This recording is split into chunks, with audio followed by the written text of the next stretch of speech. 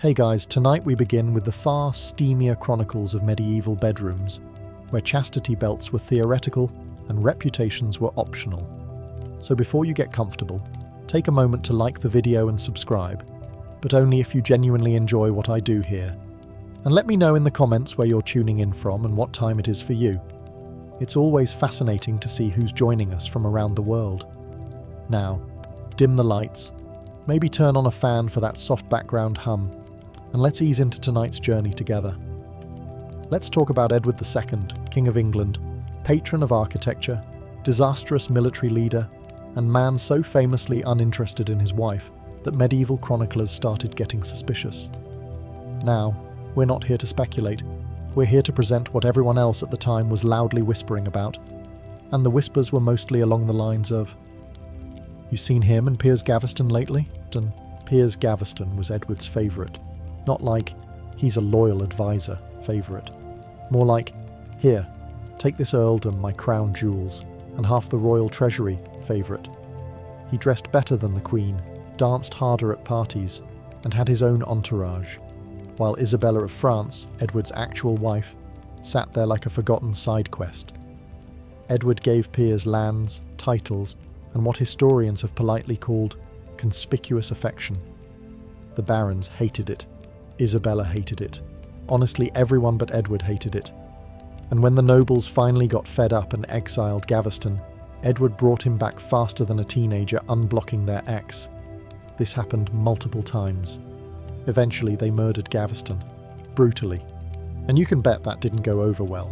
Edward didn't exactly learn subtlety. He replaced Gaveston with Hugh Despenser the Younger, another clingy favourite, who quickly achieved unbearable status among the nobility. Same formula: gifts, titles, cuddles, nationwide resentment. Meanwhile, England was falling apart, Scotland was winning wars, and Edward was busy playing favourites with men who wore more jewellery than their mistresses. His wife, Isabella, not one to be ignored forever, teamed up with her lover Roger Mortimer, invaded England, and overthrew him. They imprisoned Edward and, well, here's where it gets spicy, in a way no one asked for. The rumour, widely repeated by chroniclers who clearly loved drama, is that he was executed by having a red-hot poker inserted where the sun did not shine. No historical confirmation, but the tale stuck, possibly because it felt narratively tidy. In the end, Edward wasn't just known for being a bad king. He became medieval history's cautionary tale about mixing politics with intense public affection, and not reading the room, or the barons, or your very angry wife. If medieval Europe had a celebrity A-lister, it was Eleanor of Aquitaine, Queen of France, Queen of England, patron of poets, mother of kings, and, most importantly for tonight's theme, a woman who lived like the troubadours she funded, with flair, passion, and the occasional scandal that left bishops reaching for their smelling salts. Born around 1122, Eleanor didn't just marry into power, she dragged it home by the beard. She first wed Louis VII of France, a king so pious he probably apologised to candles before blowing them out. Eleanor, on the other hand, liked lively court life, spicy poetry, and men who didn't spend half their time on crusade trying to outpray each other. Their marriage? Awkward at best. While Louis was out crusading, Eleanor allegedly entertained her own ambitions. Rumours swirled about her close friendship with her uncle Raymond of Poitiers. And let's just say medieval chroniclers weren't known for their subtlety. Was there something romantic there? Maybe. Was it enough to make Louis jealous and furious? Definitely. Eventually, the Pope agreed to an annulment, citing consanguinity, which is medieval church code for your cousins, and also this is getting weird. Eleanor, newly single and scandalously empowered, wasted zero time. On her way home, she was nearly kidnapped twice, not for ransom, but for marriage. That's how much of a catch she was. She ended up marrying Henry Plantagenet, the future King Henry II of England. Their union was passionate, political, and eventually a bit stabby. She bore him 8 children, including Richard the Lionheart and John, who would go on to write the Magna Carta by accident, but things soured. Eleanor eventually backed her sons in a rebellion against Henry. When she wasn't leading revolts, she was running her own court in Poitiers, filled with troubadours, rules of courtly love, and the kind of storytelling that would make Netflix blush. To put it mildly, Eleanor had suitors, secrets, and stamina. She wasn't just admired, she was feared, desired, and occasionally excommunicated. If body count included power moves, emotional casualties, and rejected knights who wrote sad poems about her for decades, Eleanor of Aquitaine was undefeated. She lived into her 80s, and by the time she died, she had outlived 2 kings, birthed an empire, and left behind enough rumours to fuel a dozen HBO miniseries. In the long, morally complex annals of papal history, few figures managed to be simultaneously the head of the Catholic Church and the most committed participant in Roman bedroom bingo. Enter Rodrigo Borgia, better known as Pope Alexander VI, spiritual shepherd by day, party animal by candlelight. Elected Pope in 1492, Rodrigo wasn't exactly what you'd call subtle. While previous popes tried to keep their affairs under wraps, or at least under tapestries, Alexander said, "What if I didn't?"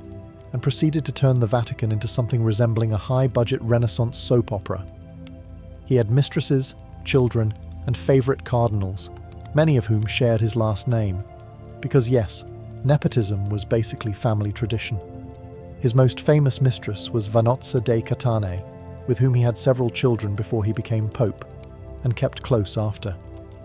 Then came Giulia Farnese, known in Roman gossip circles as the Pope's bride. Subtle.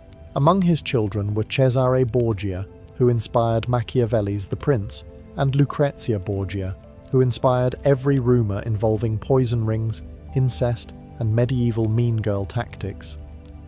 Were all of those true?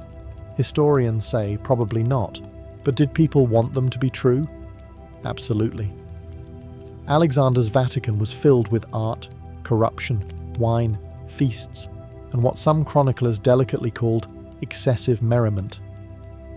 At one infamous banquet, the Banquet of Chestnuts, guests claimed that dozens of courtesans crawled across the papal floor collecting chestnuts, while clerics judged their agility.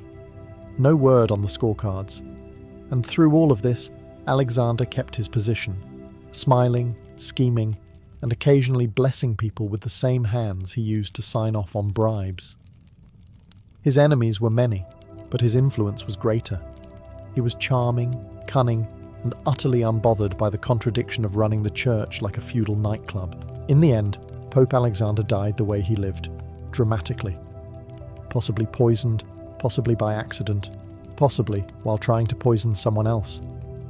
It's a mystery wrapped in a cassock, drenched in wine, and sprinkled with questionable decisions.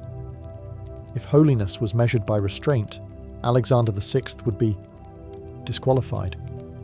But if the Vatican had a leaderboard for body count, oh, he'd be wearing the tiara and holding the trophy. If medieval Poland ever had a monarch who made his royal court look like the set of a chaotic reality dating show, it was Władysław II Jagiełło. Now don't confuse him with your average love-struck royal. This man didn't just fall for a lady here or there. He fell for entire categories of women, and apparently thought the state treasury existed to support his collection. Władysław II, King of Poland and Grand Duke of Lithuania, came to power in the late 14th century and ruled for over 4 decades. Politically, he was quite accomplished.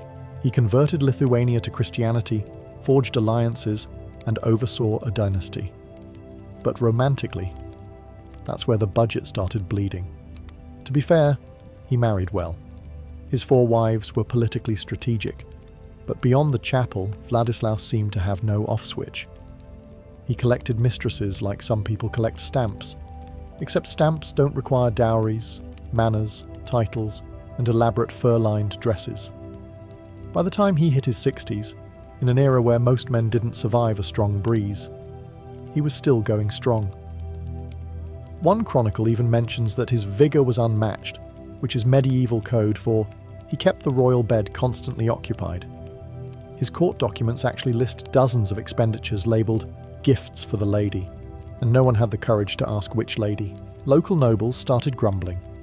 Wars, funded, roads, Maybe. But Blonde in Tower 3 just got a ruby necklace and a new winter cottage. It got so bad that by the end of his reign, the kingdom's finances were held together with wishful thinking and delayed payments. He once borrowed money from the church, not for crusades or cathedrals, but to throw a royal ball, likely featuring his entire dating roster.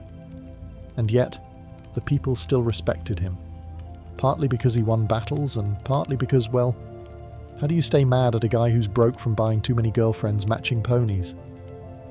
In the end, Vladislaus died in bed, shockingly of old age, not exhaustion.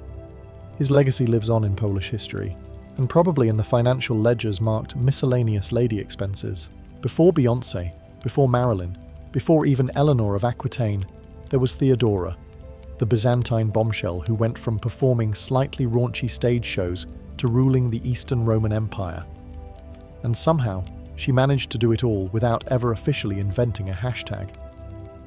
Born around 500 CE, Theodora's early resume included a stint as an actress, which in 6th century Constantinople was less Shakespeare in the Park and more lightly veiled striptease with a historical theme. Contemporary historian Procopius, who clearly had feelings, described one of her performances involving geese, stage props, and very questionable metaphors. We'll leave it at that, mostly because we're trying to keep this video from getting demonetized. But here's the twist. Theodora wasn't just dazzling audiences.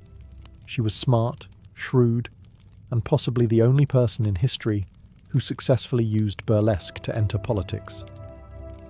Somewhere along the line, she caught the eye of Justinian, heir to the imperial throne. He saw past her, well, theatrical resume, and instead admired her intellect. And maybe her ability to dominate a room without technically holding office.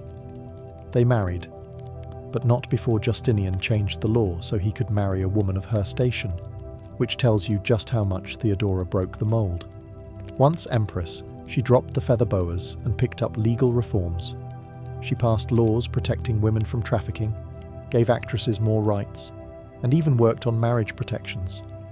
Basically, she turned the palace into a legislative engine, with just the occasional side-eye from the church. Her most iconic moment? The Nika riots of 532, when angry mobs nearly toppled the throne. Justinian wanted to flee. Theodora allegedly stared him down and said, "Purple makes a fine burial shroud." Translation, we die as emperors, or we don't die at all. He stayed. The riots were crushed. The empire was saved by the former Goose Theatre girl. She died relatively young, at around 48. But Theodora's legacy is immortal. A scandalous start, a revolutionary reign, and a middle finger to every nobleman who said she'd never be more than a pretty face. Spoiler, she became Empress of the East.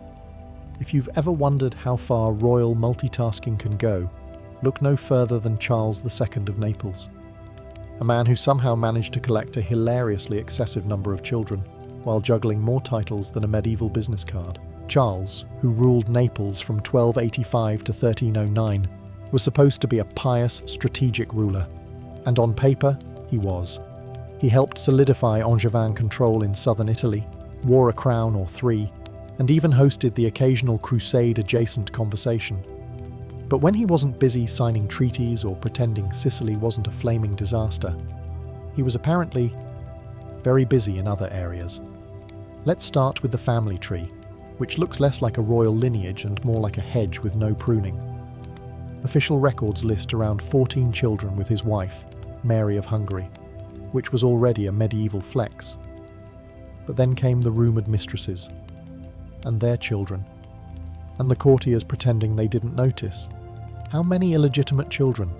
Historians disagree, mostly because medieval scribes eventually gave up and switched to broad estimates. One Italian chronicler allegedly wrote, "more than the stars on a clear night." That's not history. That's astronomy fueled by exhaustion. What's clear is that Charles had a habit of nobling his unofficial offspring. Some got land, some got abbeys. A few were quietly shipped off to monasteries, where they could reflect on how awkward family reunions would have been. Others were even married off to distant cousins, ensuring the bloodline stayed complicated and the inheritance battles stayed spicy. The church naturally raised an eyebrow, but Charles was clever. He funded religious buildings and crusades just enough to keep his image holy, even if his private life was more biblical in the begetting sense. What's impressive isn't just the quantity of his romantic entanglements, it's how he managed to remember all of them.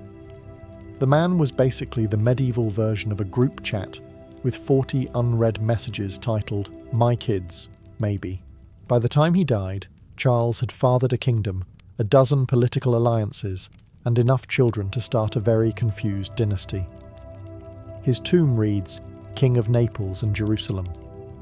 It should probably also say, Employee of the Month, Department of Reproduction. If there were a medieval reality show titled Queens Who Snapped, Isabella of France would have earned the pilot episode, the spin-off, and probably a Netflix documentary. Born in 1295 to King Philip the Fair of France, she was destined for royal entanglements. Unfortunately, she was married off to Edward II of England, a man who famously preferred other company. And by company, we mean a guy named Piers Gaveston, whose influence was so strong he practically needed his own crown. For years, Isabella smiled through the royal awkwardness. She gave Edward airs, wore the gowns, played the part.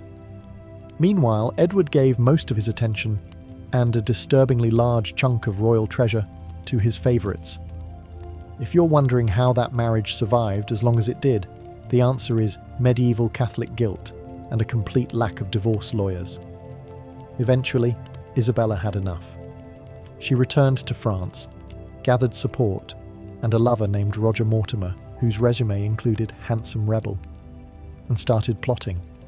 Her next move? She invaded England. Yes, invaded.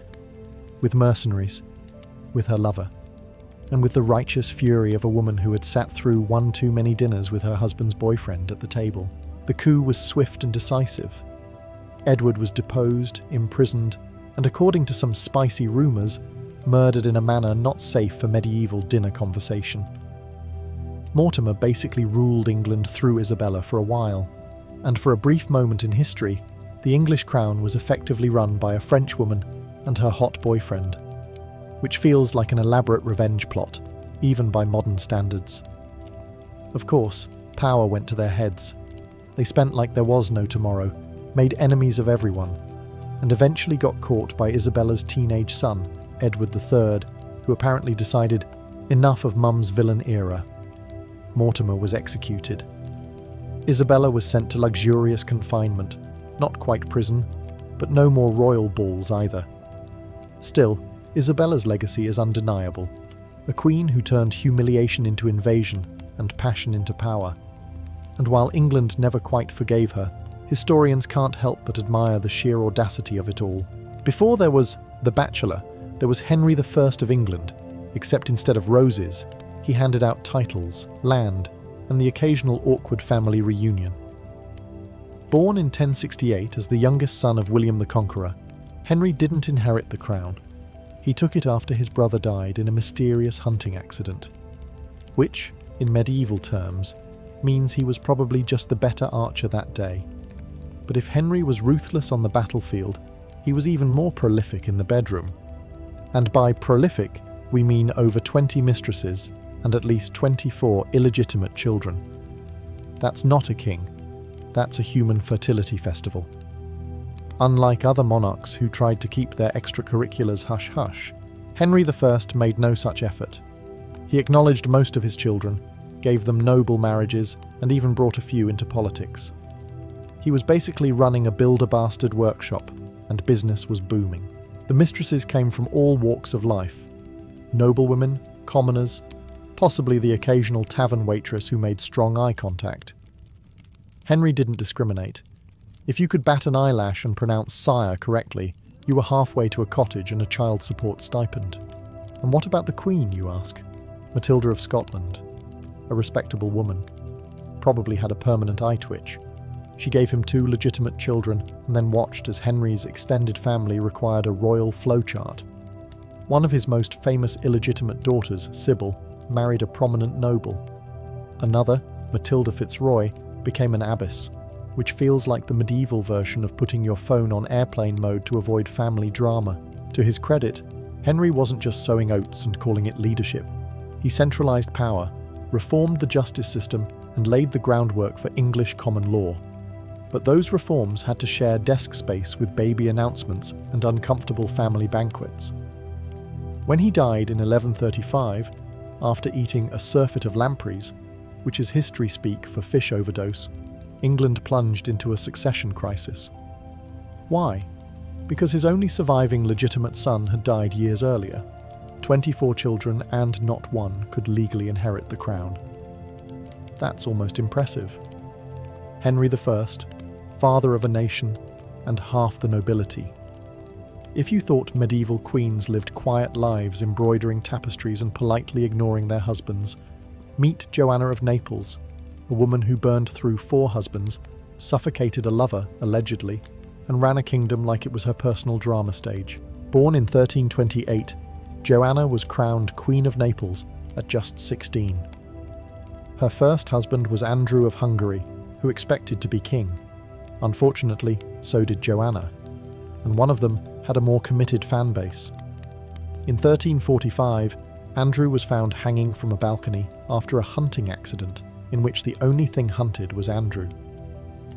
Rumours swirled that Joanna either approved the hit or personally fluffed the pillow. Either way, the message was clear. Do not assume things, especially crowns. She wasted no time mourning. In fact, she remarried almost immediately to Louis of Taranto, who, unlike Andrew, seemed content letting Joanna call the shots, both in politics and, presumably, in bed. Their relationship was passionate and tumultuous, which is medieval code for they probably threw furniture during arguments. After Louis came James IV of Majorca, who had about as much power as a decorative plant. And last but not least, Otto of Brunswick, whose name alone sounds like a backup night in a tavern brawl, not a royal consort. Joanna clearly had a type, ambitious but not too ambitious, or at least easy to unseat. Meanwhile, Joanna had to deal with rival claims to her throne, invasions, excommunication. Because the Pope didn't approve of her love life or her politics, or maybe he just couldn't keep up, and constant palace intrigue. Through it all, she remained fiercely in control.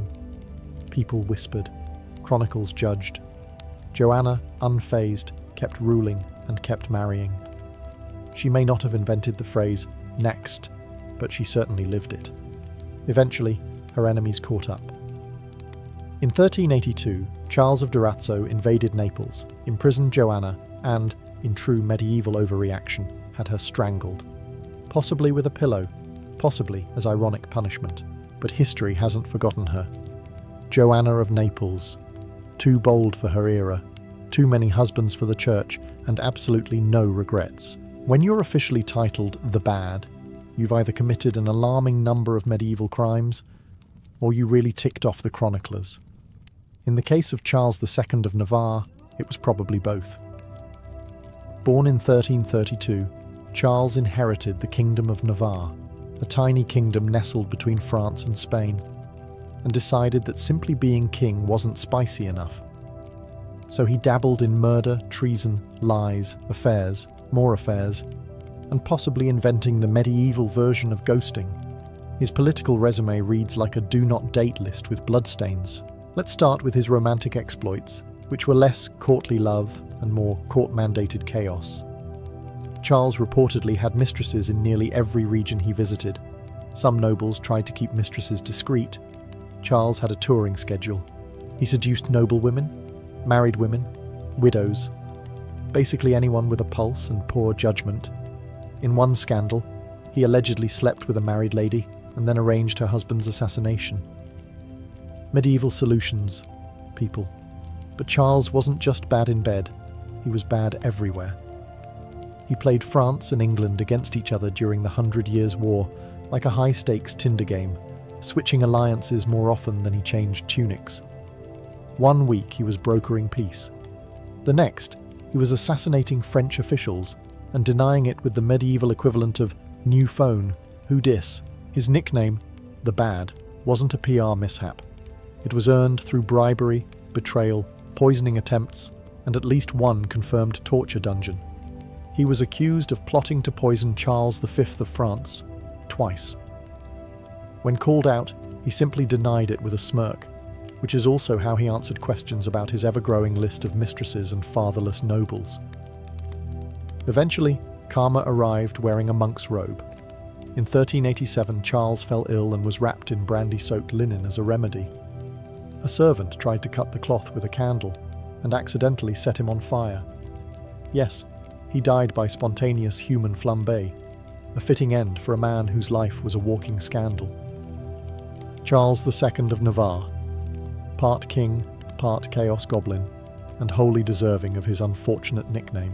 When your rebound relationship accidentally starts a civil war and also births a new royal dynasty, you might be Catherine of Valois, or at least someone who really needs to stop dating younger men with swords. Born in 1401 to King Charles VI of France, who was mentally unwell and thought he was made of glass, Catherine's early years were already off to a wonderfully stable start. As a princess, she was politically valuable and emotionally neglected, the perfect combination for, let's marry her off to the enemy and see what happens. That enemy was Henry V of England, war hero, Shakespearean icon, and definitely not the guy to bring home to a French dinner party. They married in 1420 to seal the whole Treaty of Troyes thing, which basically told the Dauphin of France to go cry into his baguette. Catherine dutifully followed Henry to England and gave birth to Henry VI, before Henry promptly died of dysentery. Romantic, isn't it? Now a widow in her early 20s, Catherine found herself alone, still French, and somehow Queen of England. What's a lonely, politically sidelined young royal to do? Apparently, fall in love with a handsome Welsh servant named Owen Tudor, whose resume included courtier and shirtless in the garden probably. Their relationship was discreet, which in royal terms means everyone knew but pretended not to. They secretly married, or maybe didn't, historians still argue, and had several children, including Edmund Tudor, whose son would go on to become Henry VII, founder of the Tudor dynasty. So yes, Catherine of Valois literally birthed the Tudors. That's like starting a one-night stand and accidentally founding HBO's favourite historical soap opera. Of course, once the truth came out, England was scandalised. Parliament had passed a law saying Catherine needed permission to remarry, and she had gone off and done it anyway.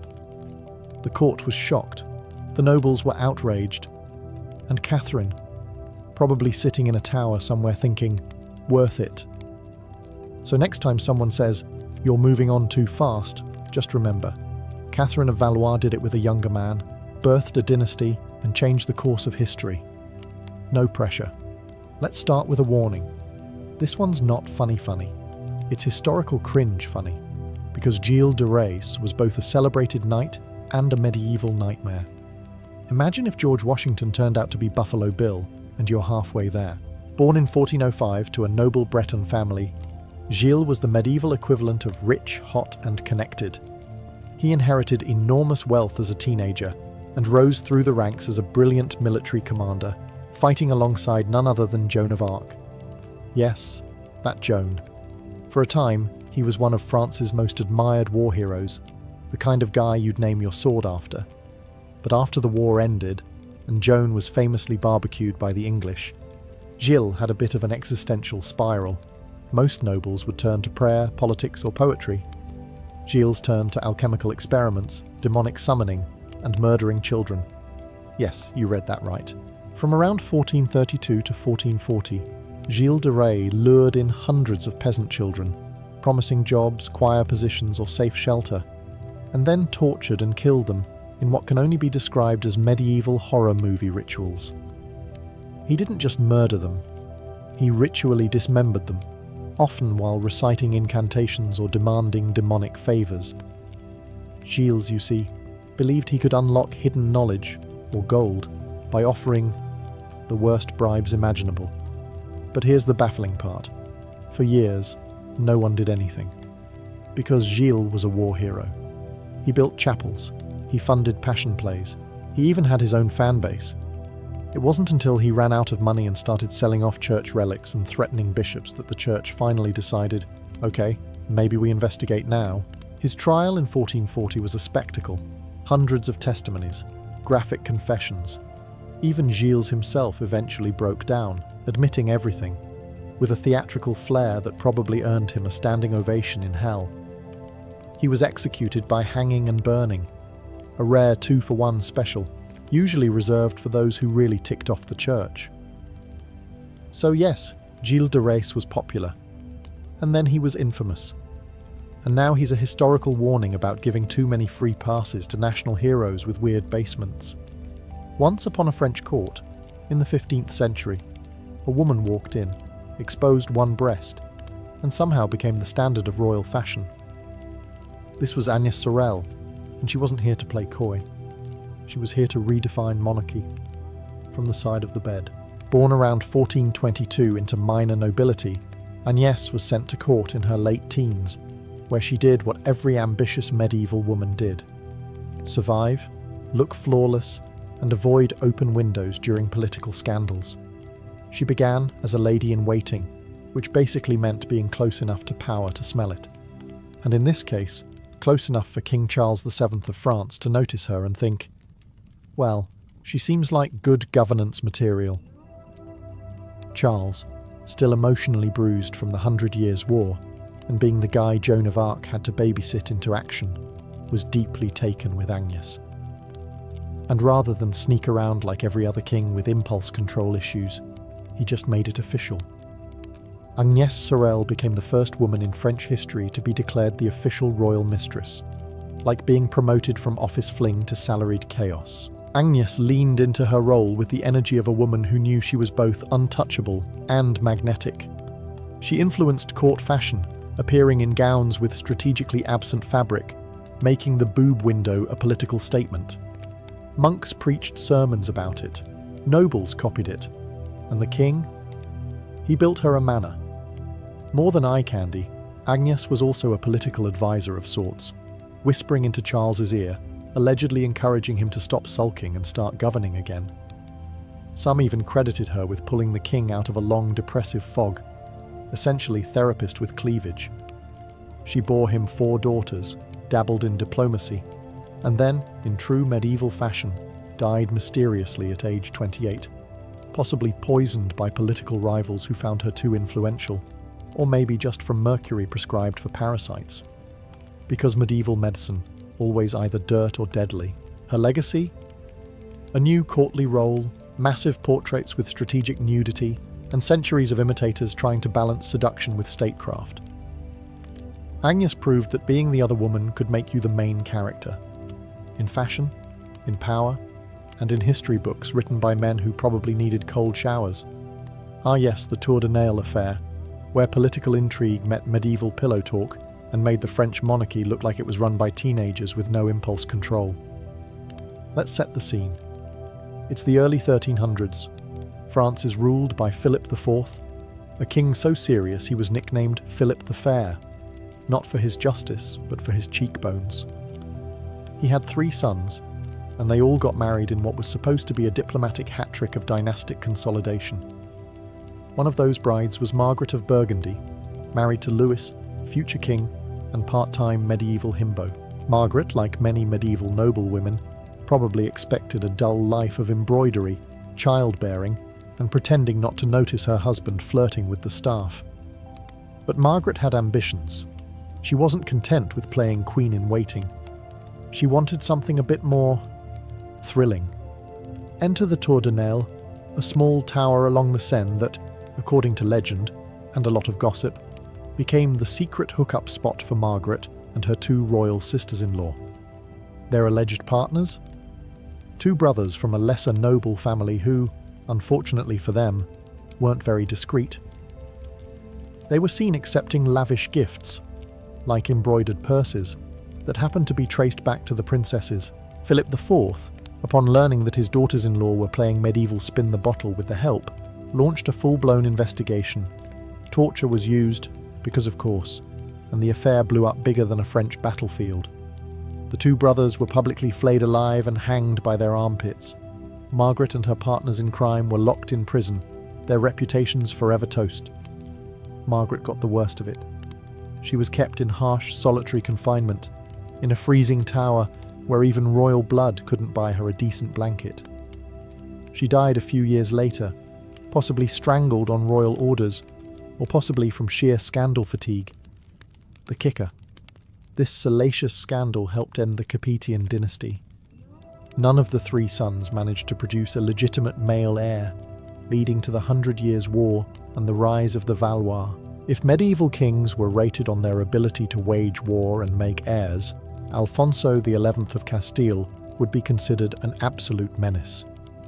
Born in 1311 and crowned at age 1, because Castile was really into speed-running monarchies, Alfonso quickly proved two things. He could win battles, and he could fill cradles. Repeatedly. Let's start with the king stuff. Alfonso was a competent ruler who spent most of his career fighting Moors, rival nobles, and boredom, the trifecta of medieval Castilian life. He won the famous Battle of Rio Salado in 1340, pushing back the Marinid invasion and earning himself a shiny reputation as a Christian hero. You'd think that sort of achievement would satisfy a man. It did not. Alfonso also made it his business, literally, to repopulate the nobility. And unlike other kings who snuck around with their mistresses, Alfonso proudly paraded his favourite, Leonor de Guzman, like she was a court-appointed concubine with benefits. He had 10 children with her. That's not a side hustle, that's a whole department. Meanwhile, his actual wife, Maria of Portugal, was understandably not thrilled. She was supposed to be the queen, not the background character in her own marriage. But Alfonso, in a masterclass of royal audacity, gave his mistress estates, titles, and more attention than the queen ever got. It was basically medieval polyamory with very poor communication. His court tried to intervene. They told him to cut ties with Leonor. Alfonso responded by ignoring them, and, likely, making another baby. Priorities. When the Black Death arrived in 1350, as it does in every medieval story just when things were getting spicy, Alfonso refused to cancel his siege of Gibraltar, because obviously, germs feared determination. Spoiler, they did not. Alfonso died of the plague, leaving behind a war, a power vacuum, and more illegitimate children than royal advisors could count without an abacus. But the drama didn't end there. Maria, the neglected queen, outlived him and immediately had Leonor imprisoned and executed. The mistress may have had his heart and half his DNA, but the queen got the last word. Alfonso XI, military hero, fertility icon, and cautionary tale for anyone considering workplace romance on a kingdom-wide scale. High in the rugged folds of Mount Parnassus, Delphi stood as more than just a town. To the Greeks, it was the very navel of the world. Legend told that Zeus, to find the Earth's center, released two eagles from opposite ends of the sky. Where they crossed paths, a stone was placed, the omphalos, the navel stone. That stone rested at Delphi, and from that point, all directions of the earth were said to stretch outward. For the pilgrims who made the journey, there was no mistaking the weight of this place. It was not simply stone and mountain. It was destiny carved into the landscape. At the heart of Delphi stood the Temple of Apollo, a gleaming structure of white marble that caught the sunlight like fire. Columns rose proudly, etched with carvings that spoke of both myth and memory. Yet what gave the temple its true power lay not in its architecture, but in what pulsed beneath it. Cracks in the earth released strange vapors, subtle but intoxicating. To the ancient mind, these were no ordinary fumes. They were the breath of the god himself, the doorway between the human and the divine. Travelers from every corner of Greece and beyond came here. Kings arrived with sacrifices, their treasuries heavy with gold and ivory, seeking favor for wars they had yet to fight. Philosophers and poets carried questions about the nature of life, truth, and fate. Farmers, worn by drought or loss, climbed the mountain steps praying for guidance. Each believed the same thing, that within these walls, the voice of Apollo could be heard, not in thunder or fire, but through the quiet, cryptic words of a woman, the oracle. The setting of Delphi was carefully designed to remind the visitor of their smallness. The path to the temple wound upward, a deliberate climb meant to strip the visitor of pride with each step.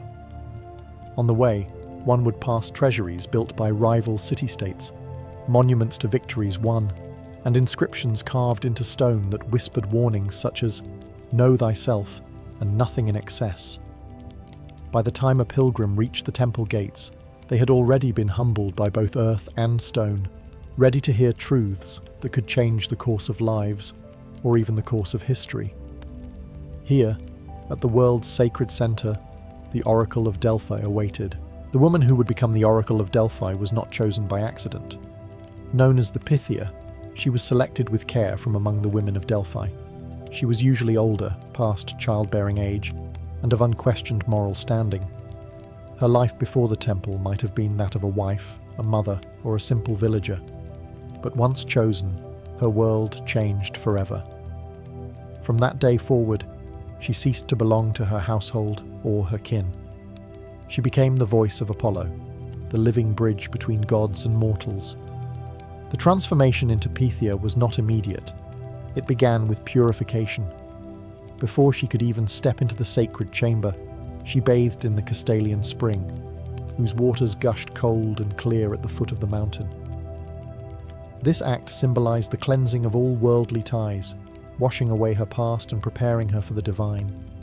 Afterward, she donned a simple white robe, a crown of laurel leaves upon her head, the tree sacred to Apollo himself. Inside the temple, the Pythia's seat was no throne of gold, but a humble tripod set above the fissures that released the earth's mysterious vapors.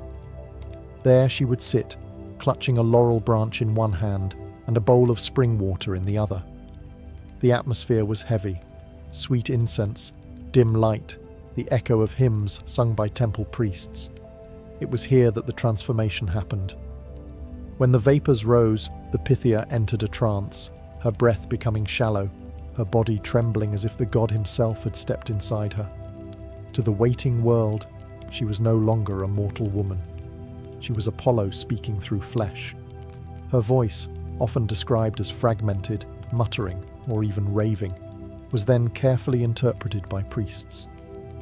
The raw utterances were polished into verse, most often into hexameter, the rhythmic language of prophecy. Kings and generals would bow before her, waiting for answers that could determine the fate of nations.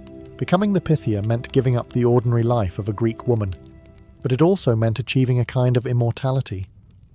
For centuries, her words would be remembered, argued over, and feared. She was not merely speaking to one man or one city, but to history itself. And as her prophecies spread across the Greek world, her role as the most powerful woman in antiquity only grew stronger. Word of the oracle's power spread quickly beyond Delphi. At first, she was the voice of Apollo for nearby villages and city-states, but soon her fame stretched across the Mediterranean. Kings from foreign lands, generals commanding armies, and envoys bearing gifts all made the long journey to the slopes of Mount Parnassus. What made the oracle so extraordinary was not just her ability to answer questions, but the nature of those answers. She spoke in riddles, cryptic, layered, and open to interpretation. In this ambiguity lay her strength. For no matter the outcome, her words always seemed to prove true. One of her earliest legendary prophecies came when Croesus, the wealthy king of Lydia, sought guidance before waging war against Persia. He asked if he should attack, and the oracle replied that if he crossed the river Halys, he would destroy a mighty empire. Encouraged, Croesus went to war, only to lose his kingdom. The prophecy had been correct, yet devastating. His empire had indeed been destroyed, his own. Stories like these cemented the oracle's reputation as a force beyond manipulation, a divine voice immune to the ambitions of mortals. Her influence was not confined to war. Philosophers and poets came seeking wisdom on the mysteries of life and the gods.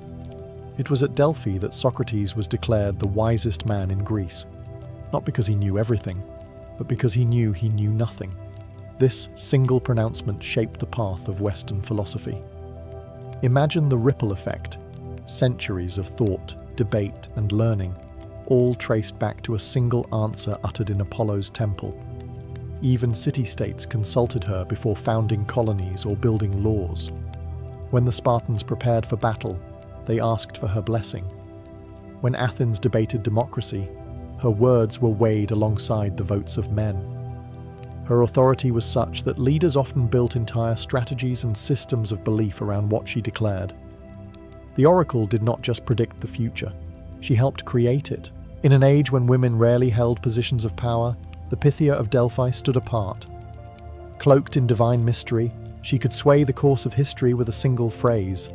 To question her was to question Apollo himself, and few dared take that risk. By the 6th century BCE, the oracle was no longer a local curiosity. She had become the beating heart of Greek religion, politics, and philosophy. The oracle of Delphi did not simply appear before petitioners and speak. Every prophecy was wrapped in layers of ritual, each designed to remind mortals that they stood on sacred ground at the threshold of the divine. From the moment a pilgrim arrived in Delphi, the process began, not with words, but with offerings. To even approach Apollo's temple, a sacrifice had to be made. A goat, sprinkled with cold water, was observed carefully. If it shivered, the sign was favourable. Only then could the petitioner proceed. The supplicant would bring gifts, golden statues, bowls of silver, even entire treasuries dedicated by city-states. These were stored in small buildings lining the sacred way, monuments to human devotion and rivalry. Walking past them was a deliberate act. Every step toward the temple reminded the seeker of Apollo's power and of their own vulnerability. Before entering the inner sanctum, the petitioner underwent purification at the Castalian spring. Cold water washed their face and hands, cleansing them of impurity. The priests, too, prepared with chants and incense, their voices echoing against marble walls. It was a performance both spiritual and theatrical, meant to heighten expectation. By the time the supplicant was brought before the oracle, they were already primed to receive the god's voice. The Pythia herself began with her own purification. She drank from the sacred Cassotis spring, chewed laurel leaves, and burned barley on the altar. Then, dressed in white, she entered the Adyton, the hidden chamber beneath the temple. There, seated on the tripod above the fissures, she inhaled the rising vapours. Witnesses described her breathing quickening, her eyes glazing, her voice breaking into frenzied utterances. To the uninitiated, it was terrifying. To the faithful, it was the god descending into her body. Her words did not come as neat sentences. They poured out in fragments, shouts, whispers, incomprehensible syllables. The temple priests, trained in interpretation, stood nearby, shaping her speech into poetic form, often hexameter verse. These verses were then delivered to the waiting petitioner as Apollo's answer. The ritual was as important as the prophecy itself. It gave weight to every word, surrounding it with mystery. Those who left Delphi rarely doubted that they had heard the voice of a god. The oracle's riddles were not simple messages. They were sacred experiences, binding men and women alike to Apollo's eternal will. If Delphi was the navel of the world, then the oracle was its heartbeat during war. No major campaign, no ambitious expansion, and often no treaty was sealed without her voice. City-states looked to her not just for divine approval, but for reassurance that their cause was fated to succeed. In a world where the gods were believed to decide every outcome, to march into battle without Apollo's sanction seemed reckless, even suicidal. One of the most famous examples came during the Persian Wars of the 5th century BCE. When the mighty Persian army advanced on Greece, envoys from Athens climbed Mount Parnassus, seeking guidance. The oracle's first words were bleak. She warned them that fire and destruction would consume the city, that only a wall of wood would save them. The Athenians were thrown into confusion. What wall of wood could resist the vast Persian horde? Interpretations varied. Some believed it meant fortifications on land. Others argued it referred to ships. Ultimately, Themistocles, one of Athens' sharpest minds, insisted the oracle meant their navy. He convinced his people to abandon the city, take to the sea, and fight at Salamis. The result was a stunning Greek victory that changed the course of history. Without the oracle's riddle and Themistocles' bold reading of it, Greece might have fallen. Sparta too sought her voice before decisive battles. It was said the oracle foretold that either Sparta would be destroyed or one of its kings must die before the Persians could be defeated. Leonidas marched to Thermopylae with this prophecy in mind, knowing his sacrifice would fulfill Apollo's decree. His last stand became legend, and the oracle's words were woven into the mythology of Greek heroism. The oracle's power did not stop at warfare. Politicians sought her advice on laws. Colonists consulted her before founding new cities, and alliances were made or broken depending on her approval. Rivals accused each other of bribing the priests, yet even in suspicion, her authority remained untouched. She was too entrenched, too divine to be ignored. In many ways, the Oracle of Delphi was the invisible participant in every major Greek decision. She did not wield a sword or a shield, but her words were as decisive as any army. Through ambiguity and riddles, she held sway over kings and councils alike, steering the course of politics with the subtle weight of prophecy. The Oracle of Delphi was not only consulted by kings and generals, she also became a guiding light for thinkers, poets, and ordinary men and women searching for answers to life's deepest questions. Her temple was not just a place of strategy, it was a place of philosophy, a crossroads where divine riddles collided with human curiosity. Among the most famous stories was that of Socrates. According to tradition, his friend Chaerephon once asked the oracle if there was anyone wiser than Socrates. The answer came back clear: none was wiser. When Socrates heard this, he was baffled. He claimed to know nothing. Yet in this paradox, he found the path that defined his life. True wisdom lay in recognizing one's ignorance. The oracle's words set him on a journey of questioning and dialogue that became the foundation of Western philosophy. A single prophecy reshaped the course of thought for centuries, but the oracle's wisdom reached beyond philosophy. Ordinary people came to her with questions of family, love, health, and morality. Should a farmer plant this year or wait for the rains? Should a sailor risk the sea or remain ashore? Should a woman accept a marriage offer or refuse it? These were not questions of empires, but of survival, dignity, and happiness. The Pythia answered them all, her riddles shaping the lives of individuals just as much as the fate of nations. The temple itself reinforced this atmosphere of moral reflection. Carved into its stones were maxims that still echo today. Know thyself, and nothing in excess. These simple phrases, tied forever to Delphi, became ethical cornerstones of Greek culture.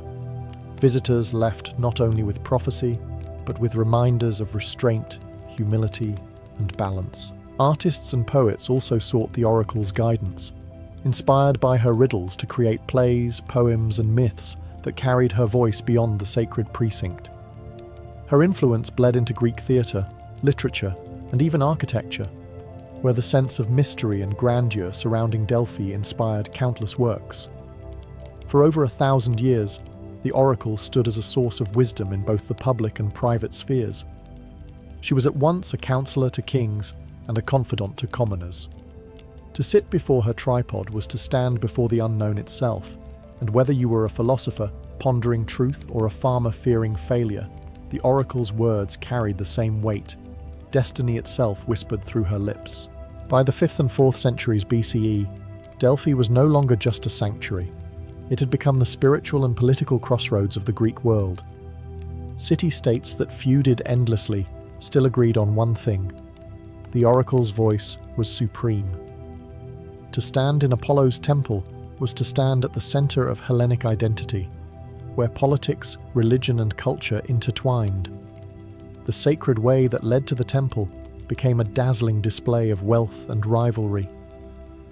As Athens, Sparta, Corinth, and Thebes competed for dominance, They built treasuries along the path to house their offerings, gleaming marble buildings filled with gold, silver, and statues.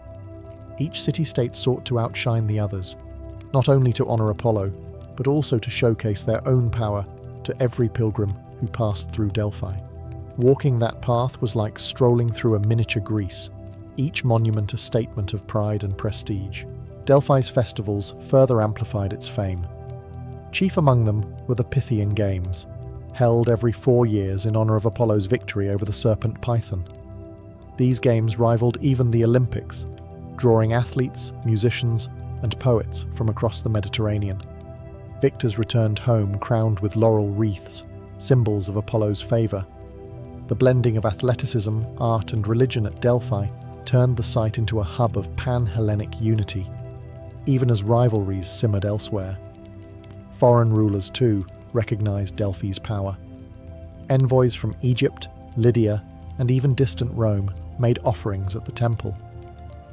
For them, the oracle was not merely a Greek phenomenon.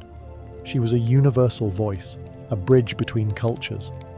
When powerful leaders sought legitimacy, they often turned to Delphi, for a favorable prophecy could strengthen their rule just as surely as an army. At its height, Delphi was more than a sanctuary. It was a stage where the drama of the ancient world unfolded. The oracle sat at the center, her riddles rippling outward to shape politics, philosophy, and culture. The priests maintained order, interpreting her words, recording dedications, and ensuring the temple remained neutral ground. In an age of endless war, Delphi stood as the one place where all Greeks, no matter their city, bowed to the same authority. The height of Delphi's fame was also the height of the oracle's power. Her voice carried not only through the mountains of Greece, but across the known world. To seek her counsel was to seek destiny itself, and for centuries, destiny seemed to reside within Apollo's temple. Great powers rise, and even sacred voices fade. By the time Rome conquered Greece in the 2nd century BCE, Delphi had already begun its long decline. Though the Romans admired Greek culture and often honored its gods, the oracle no longer carried the same unquestioned authority she once had over the Greek world. Rome was vast, its empire stretching across continents, and the voices of many religions competed within its borders. Still, Roman generals and emperors occasionally made the pilgrimage to Delphi, seeking Apollo's guidance as Greek kings once had. Nero even plundered treasures from the sanctuary, a sign that reverence was giving way to exploitation. The Pythia still gave prophecies, but their scope was narrower. Rome had its own augurs, haruspices, and oracles scattered throughout the empire. What was once the singular voice of destiny became one among many. Yet even in diminished importance, the oracle retained an aura of ancient mystery, and many Romans respected her for it. The empire may have eclipsed Greece, but the old traditions refused to die quietly. The real breaking point came with the rise of Christianity. As the new faith spread, it clashed directly with the pagan world. Early Christian leaders saw the oracle as dangerous, a voice not of a god, but of demons. Her influence was chipped away as Christian bishops condemned her rituals and her prophecies. Still, the oracle endured for centuries after Christ's birth, lingering like a shadow of an older age. One famous story tells of the Emperor Julian, known as the Apostate, for his attempts to revive paganism in the 4th century CE. He sent to Delphi, asking for a prophecy to guide his mission. The oracle's reply was grim. "Tell the king, the fair-built hall has fallen. Apollo has no dwelling, nor a prophetic laurel, nor a speaking spring." The voice is stilled. With those words, it was as if Apollo himself had announced his departure. The sacred vapors fell silent, the temple crumbled, and the Pythia's seat remained empty. What had once been the navel of the world was reduced to ruins, its stones scattered, its treasuries looted. The oracle of Delphi, who for centuries had shaped the fate of kings and philosophers alike, was no more. The age of prophecy had ended, and a new world, dominated by the Christian Church, had begun. Though the oracle of Delphi fell silent more than 1600 years ago, her voice continues to echo through history. Her temple may lie in ruins, but the power she once wielded is preserved in myth, literature, and philosophy. Few women in the ancient world held such authority, and fewer still shaped the destinies of nations. Even in decline, the memory of the Pythia inspired awe, for she had embodied the bridge between mortals and the divine. Her influence on philosophy remains profound. Socrates' entire method of inquiry, his relentless questioning, his embrace of humility before truth, was sparked by a single Delphic prophecy. The moral inscriptions carved into the stones of Apollo's temple, "Know thyself, and nothing in excess," became guiding principles not only for Greeks, but for later cultures that inherited their wisdom. Through these words, the oracle's voice lived on, long after the fumes and rituals faded. In literature, the oracle became a symbol of mystery and fate. Tragedians like Aeschylus, Sophocles, and Euripides wove her prophecies into their plays, using her riddles to remind audiences of the inevitability of destiny. In Oedipus Rex, it was her prophecy that drove the doomed king to try and fail to escape his fate.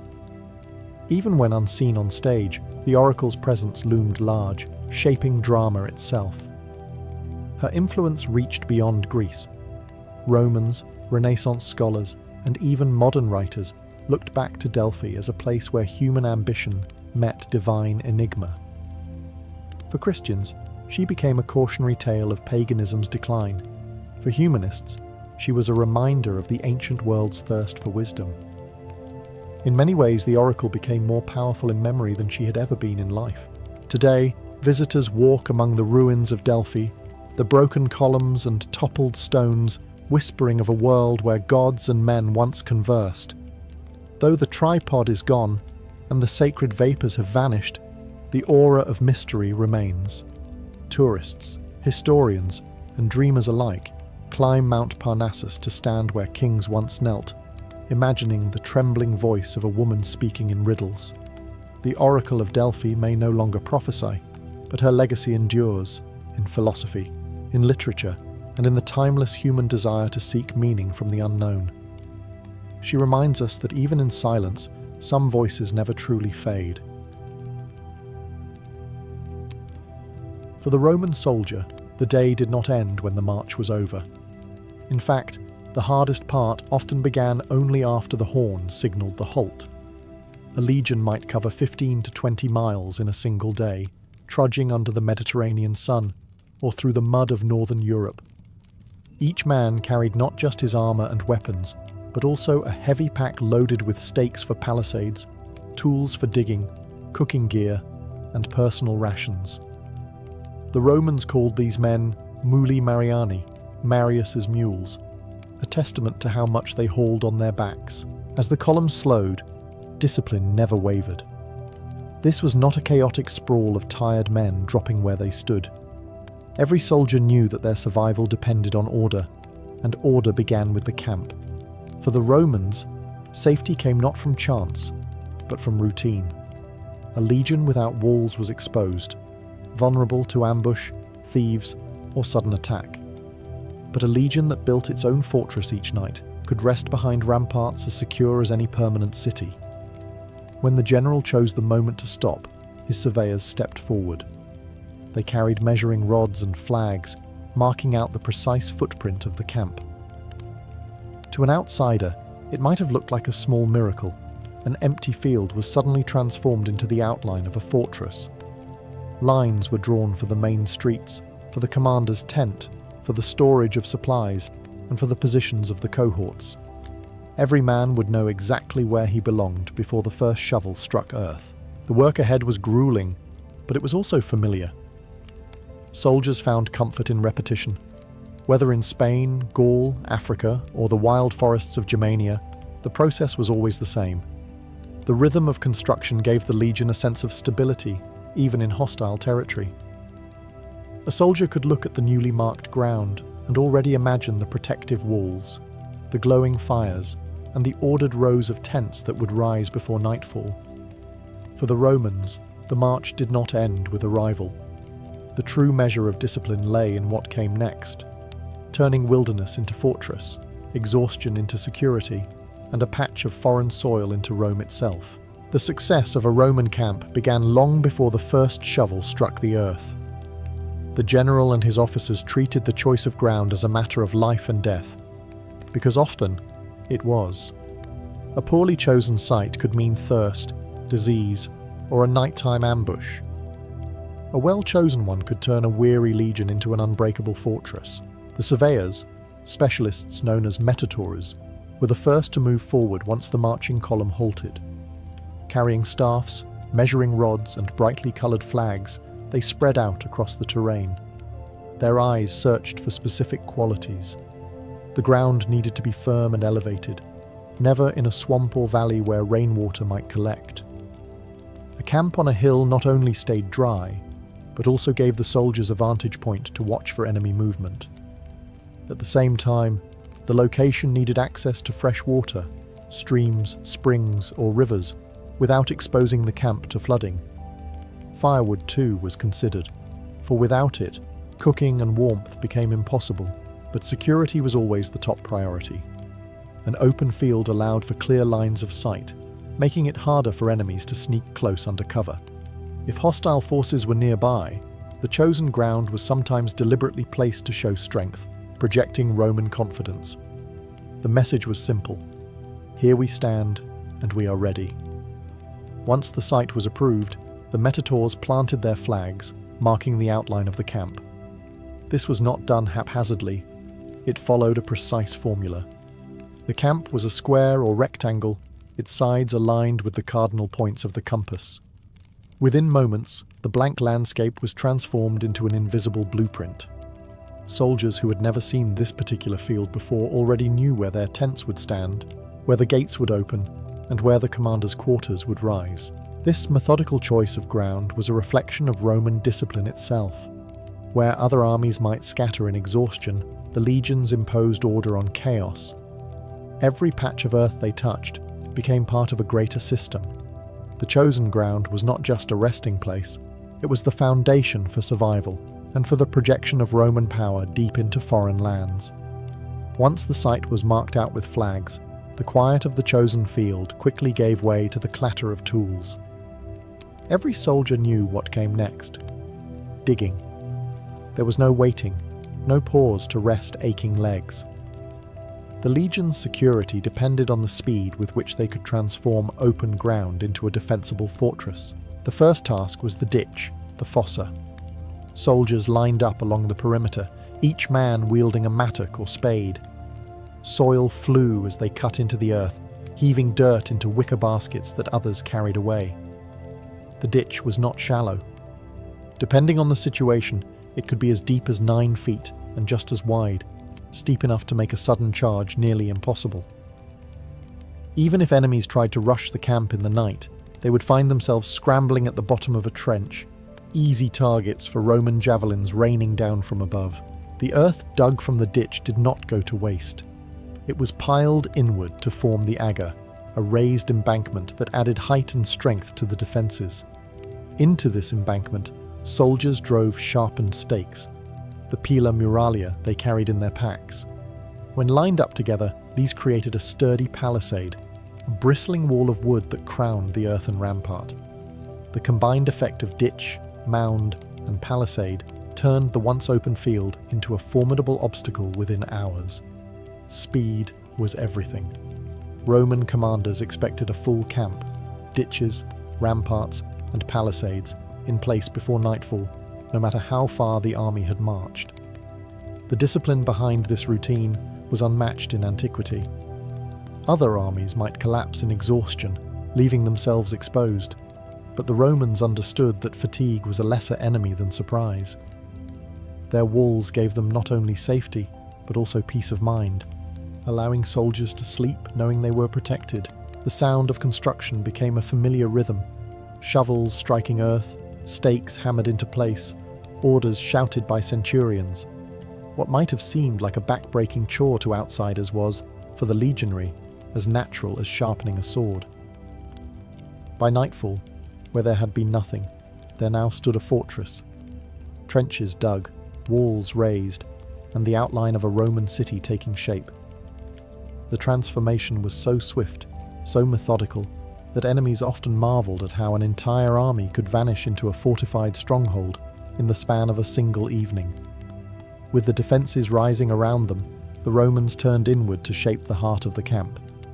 To a casual observer, the inside might have looked like chaos at first. Hundreds of soldiers, pack animals and carts pouring through the gates. But within moments, the order of Rome asserted itself.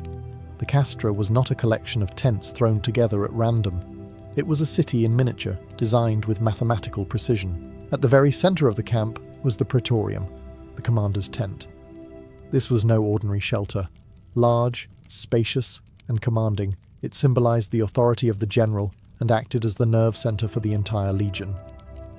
Around it stretched an open space called the Forum, where standards were planted and announcements made. Here, soldiers gathered for speeches, punishments, or the distribution of supplies. Two main roads cut across the camp, the Via Praetoria, leading from the main gate to the commander's tent, and the Via Principalis, crossing it at a right angle. These streets gave the camp a spine of order, dividing it into sections much like a Roman town. Smaller lanes branched off to connect rows of tents, ensuring that every man knew where to find his place. The soldiers' quarters lined the grid in neat rows.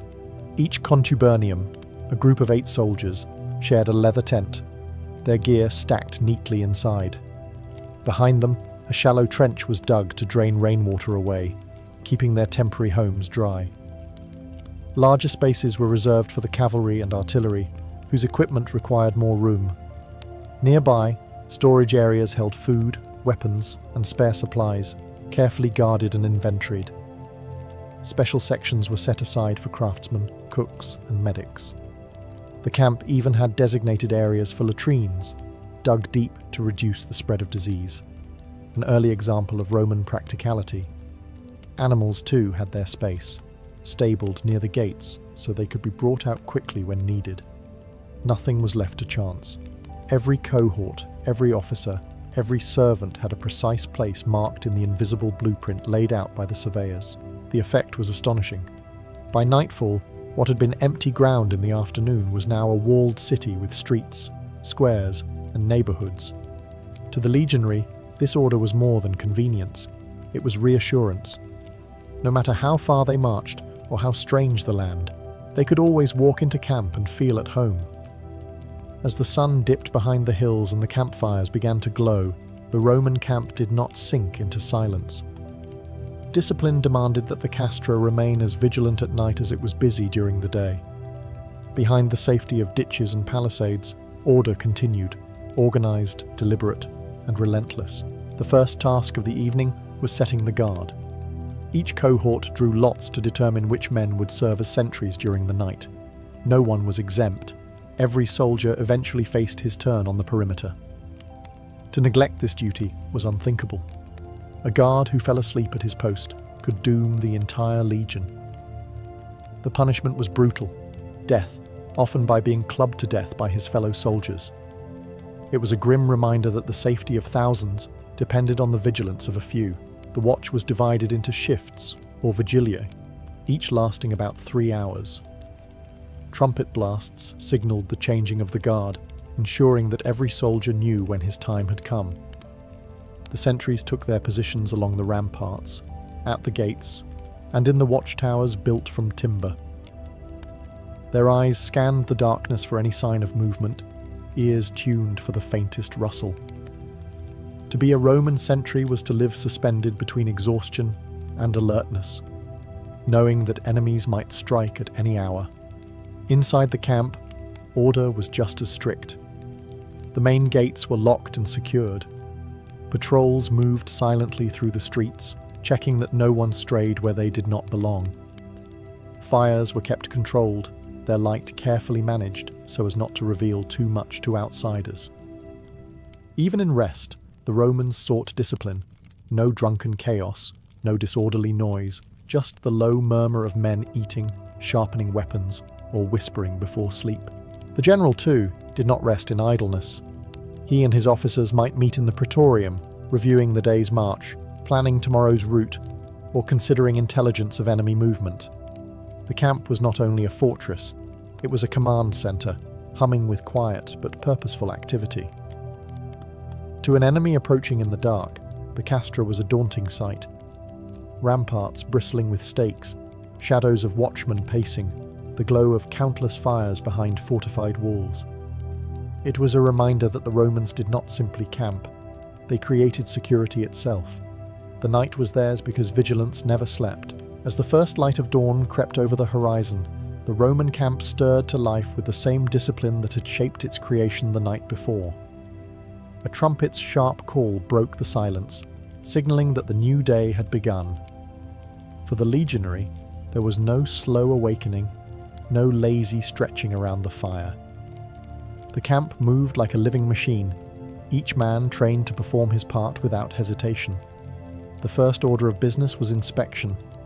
Centurions walked the rows, ensuring their men were awake, properly equipped, and ready for orders. Weapons were checked, shields polished, and armor secured. Discipline was drilled into every action. A soldier who neglected his gear was as dangerous to his comrades as an enemy blade. Even the smallest lapse could be punished harshly, for in the Roman army, standards were the glue that held everything together. Breakfast followed quickly, usually a simple meal of grain porridge, bread, and perhaps a piece of cheese or dried meat. Soldiers cooked in small groups, sharing food within their contubernium, the tight-knit unit of 8 men who lived and fought side by side. The meal was practical, not leisurely. Fuel for the day ahead, nothing more. After eating, came the signal for drills and orders.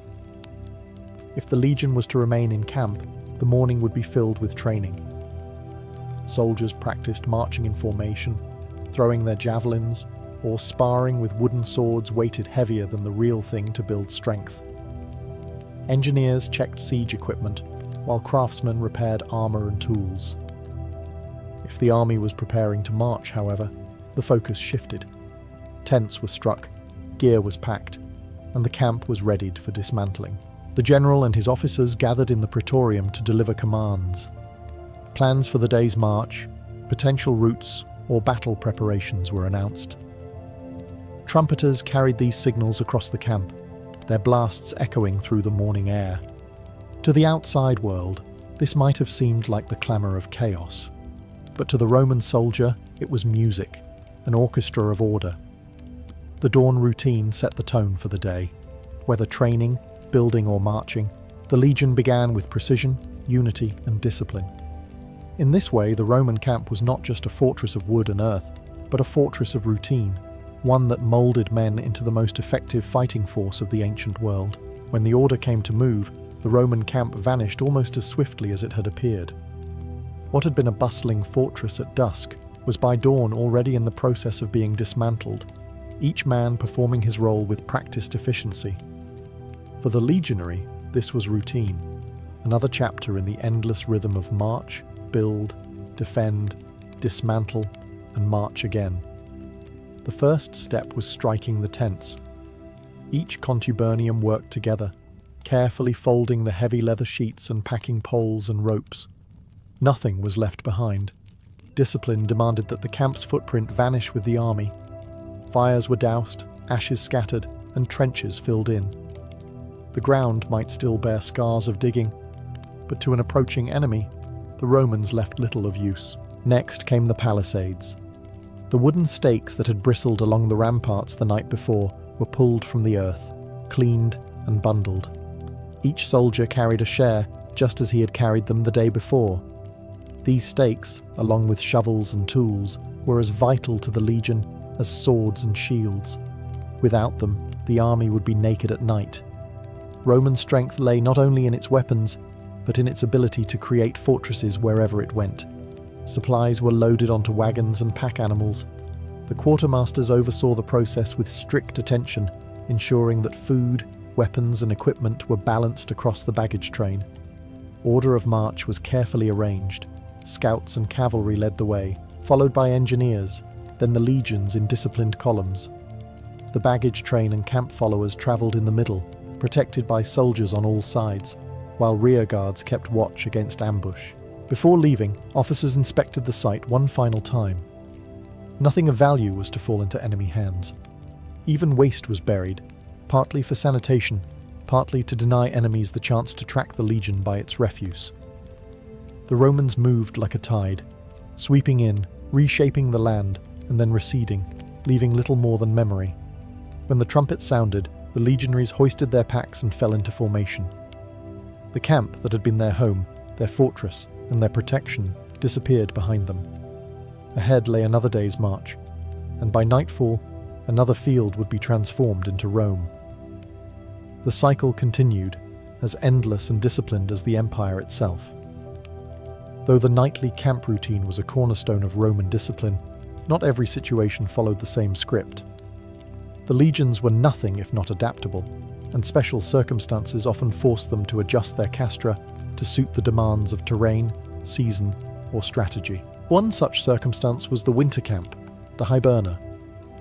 Unlike the temporary fortresses built each evening, the Hiberna were meant to last for months. Constructed in colder regions like Germania or Britannia, these camps had more permanent features. Huts of timber and stone replaced leather tents.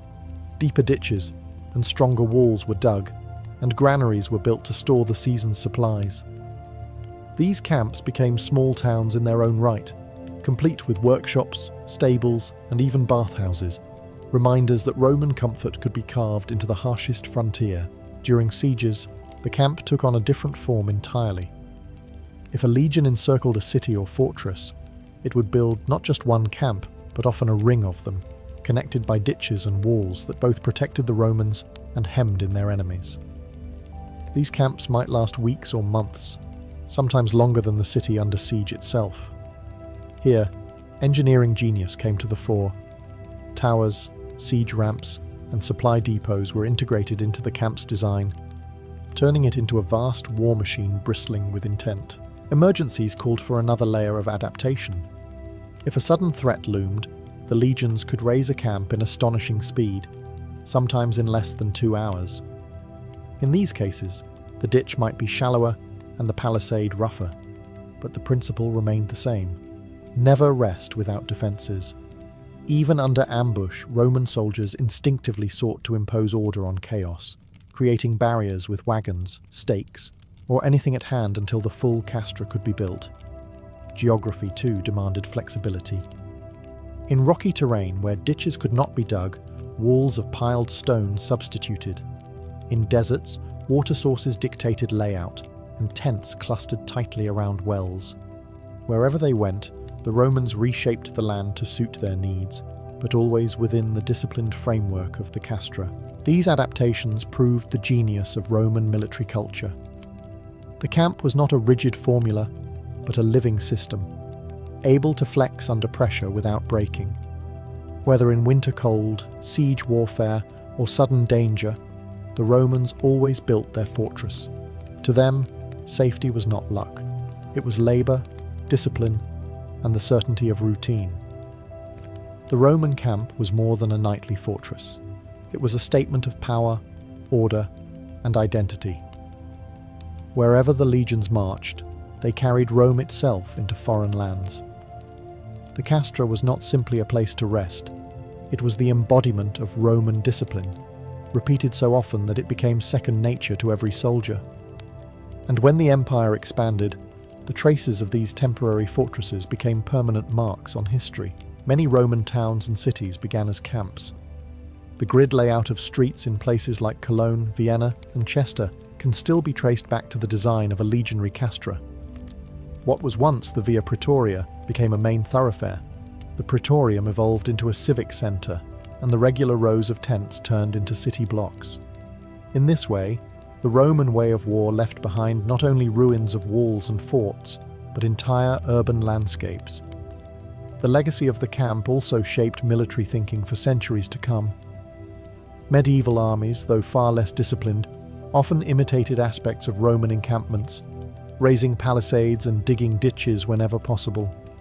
Even in modern military practice, the principle of securing a defensible base before rest echoes the lessons of the Roman castra. Safety through preparation remains a universal law of war, but the true genius of the castra lay in what it revealed about the Roman mind. It was not enough to fight bravely or win battles.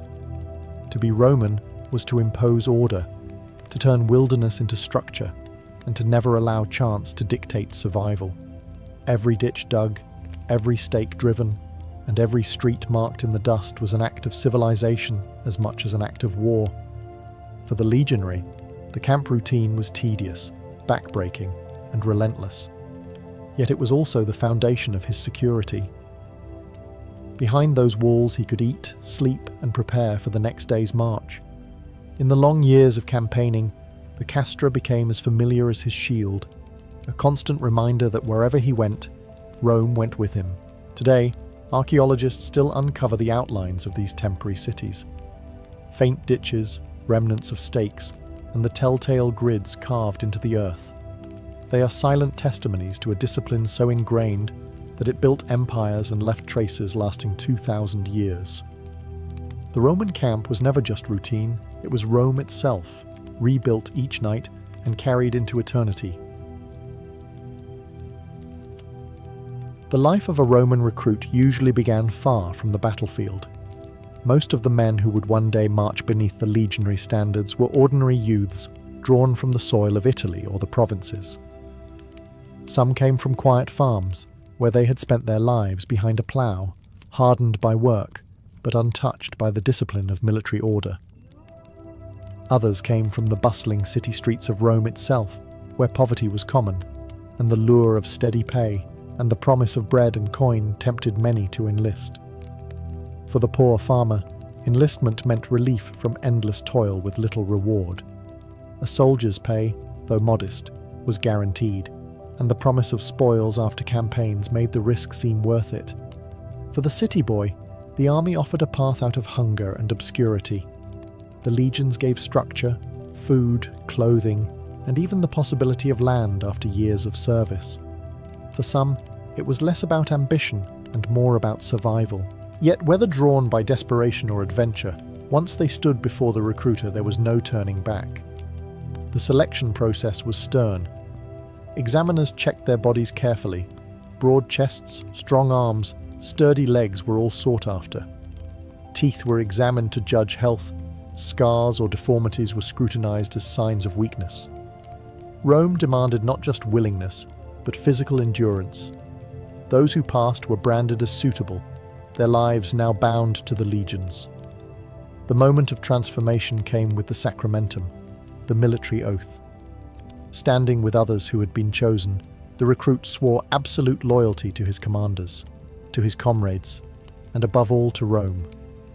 He promised never to desert, never to refuse orders, and to endure all hardship for the glory of the empire. Breaking that oath meant death, not just for treason against men, but for betrayal of the gods who watched over Rome. From that moment on, he ceased to belong to his family, village, or city. His life was no longer his own. It was Rome's. Whether he had come barefoot from a farm or ragged from the streets, he was now part of something greater, stepping onto a path that would test his strength, his will, and his very identity. The boy who had arrived as a peasant or pauper was now a recruit, standing at the threshold of becoming a Roman soldier. The recruit's first true step into the legion was not the issue of weapons, but the swearing of the oath, the sacramentum. This was no casual promise. It was a sacred vow before the gods, binding the soldier to absolute loyalty. Standing among dozens of others, he raised his right hand and pledged to obey orders without question, to never desert, and to place Rome above his own life. In that moment, he was no longer just a man, he became the property of the state. To break the oath was not only a crime but a kind of blasphemy, punishable by death. The seriousness of it set the tone for everything that would follow. After the oath, the recruit was introduced to his new identity through clothing and equipment. At first, he did not receive the polished armor and gleaming helmets we imagine from Roman statues. Those were earned. Instead, the young recruit was issued the basics: a simple tunic, heavy hobnailed sandals called caligae, and a belt that marked him as a soldier. This belt, often decorated with metal fittings, was more than practical. It was a visible badge of his new life. a reminder that he was no longer free to wander as he pleased. The uniform was not about comfort. The sandals were sturdy but unforgiving, designed for endless marching across dirt roads and rocky ground. The tunic was plain and rough, built for durability, not appearance. The recruit might have looked far from the image of a seasoned veteran, but that was the point. Rome stripped away his old identity and replaced it with one rooted in uniformity. From this moment onward, he was indistinguishable from his fellows, just another cog in the great machine of the legion. Weapons, too, were issued, but not the gleaming steel of legend. At first, he was handed weighted wooden swords and javelins, heavier than the real thing. This was a deliberate cruelty, designed to make training harder than battle. His hands blistered, his shoulders ached, but in time, his body adapted. By the time he held real weapons, they would feel light in comparison. Clothed, armed, and bound by oath, the recruit was reborn. He was no longer farmer or city dweller. He was a legionary in training, ready to be broken down by discipline and built back up as part of Rome's most feared force. The transformation had only just begun. If the oath and uniform stripped a recruit of his old life, training stripped him of his softness. From the moment he entered the training grounds, the true purpose of Rome's discipline revealed itself: to break ordinary men and rebuild them as warriors of iron. There were no shortcuts. A recruit who could not endure would be cast out, humiliated, or left behind. The first lessons were not about glorious charges or heroic combat. They were about standing, marching, and obeying without hesitation. Drill masters barked commands until every recruit could move in perfect unison, turning, halting, and advancing as though part of a single body. To stumble was to be struck. To disobey was to be punished. The Legion thrived not on individual skill, but on collective precision. Weapons training came next, though not with steel. The recruits were handed wooden swords, rudis, and wooden javelins, pila, each made deliberately heavier than the real thing. Day after day, they hacked at wooden posts set in the ground, striking again and again until their arms burned and their shoulders screamed with pain. A recruit who thought he was strong soon learned that Rome demanded more. When at last he was allowed to hold a real sword or spear, it felt almost weightless, a reward for his suffering. Marching was another torment. Recruits were driven on forced marches carrying full packs, up to 90 pounds of gear, sometimes covering 20 miles in a single day. Roads, fields, hills, it made no difference. The Legion had to move like a machine, and every recruit had to prove he could keep pace. Fall behind, and the punishment was as brutal as the march itself. Physical conditioning never ended. Running, swimming, digging trenches, and building camps were all part of daily life. Wrestling and mock battles toughened their bodies and sharpened their reflexes. Even the simplest tasks, lifting, carrying, stacking, were drilled into them until every movement became instinct. Discipline was harsher still. Laziness, drunkenness, or cowardice was met with public humiliation or savage punishment. Rome believed that fear was as important a teacher as hunger or fatigue. A recruit learned quickly that pain came not just from the enemy, but from within his own ranks if he failed. The brutal training regime was relentless, but it worked. By the end, the boy who had once wielded a plough or loafed in the streets was gone. In his place stood a man forged in hardship, a soldier ready to fight, not as an individual, but as a part of Rome's indestructible war machine. If training hardened the body, discipline hardened the spirit.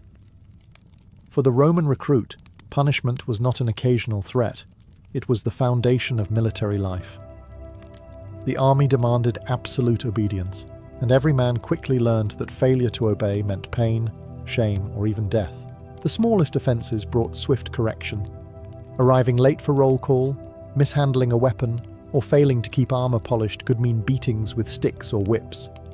A soldier might be ordered to carry double rations of grain, dig extra ditches, or stand guard without rest.